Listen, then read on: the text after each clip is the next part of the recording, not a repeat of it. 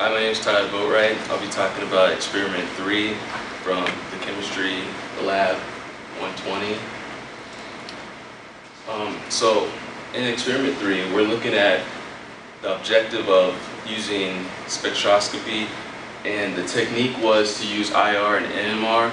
And what we're looking for, our goals are to find the 3 unknown spectrums. And from this, we use IR and NMR.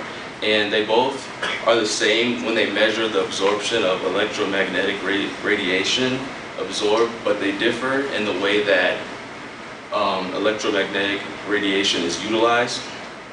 So for IR, we're looking at the infrared spectroscopy, and what you're looking at is you'll have a IR spectrum, and there will be multiple peaks throughout the IR spectrum, but what you're looking for is the 6 functional groups that we were provided. And within those 6 functional groups, there's ranges. Within those ranges, you're looking for peaks, and that's how you'll be able to identify the IR spectrum. And IR is the absorption of a photon that increases the energy of a molecular vibration. And for NMR, what you're looking for is hydrogen atoms, and the way you would determine the hydrogen atoms is you're looking at the 2 major ways, and you find the H atoms, and then you'll find the relative number of H atoms. And the key way to identify is just to find the different hydrogen atoms within the structures that we were given.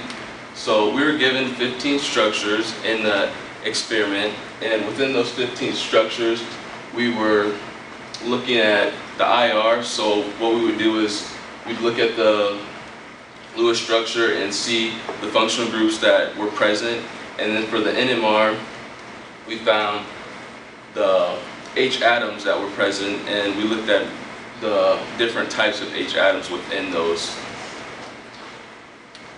So at the end of my experiment, I was given the 3 unknowns, and I found 40C was 2-propanol.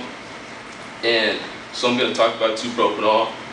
And the way I identified it was by looking at the IR, I saw that there was a OH and a CH singly bonded present.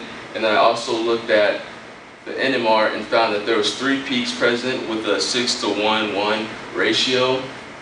And the way I determined the 6:1:1 ratio was looking at the CH3 on both ends of the Lewis structure, and then there was a OH in the middle and a CH also in the middle.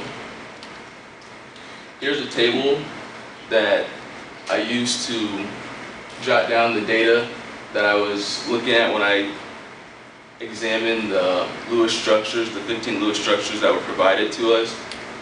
And here's another table of the NMR where I looked at the 15 structures that were provided. And here's one of the unknowns, the 40C unknown, which is 2-propanol. And these red ovals, they are showing the peaks that I use in order to determine the absorption that was present in the functional groups. And then this NMR spectra is showing the 6:1:1 ratio. And here's the 3 unknowns and the data that I found for those 3 unknowns.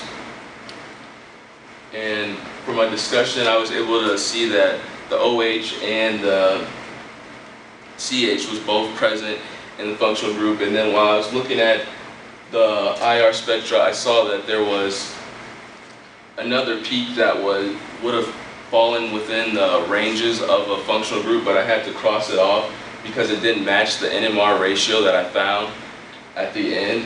So when I looked at the NMR spectrum, I found the 3 peaks and I found the 6:1:1 ratio. Therefore, I was able to identify 2-propanol as my unknown, and I did the same process for my other 2 unknowns. And here's the reference that I used. Thank you for listening.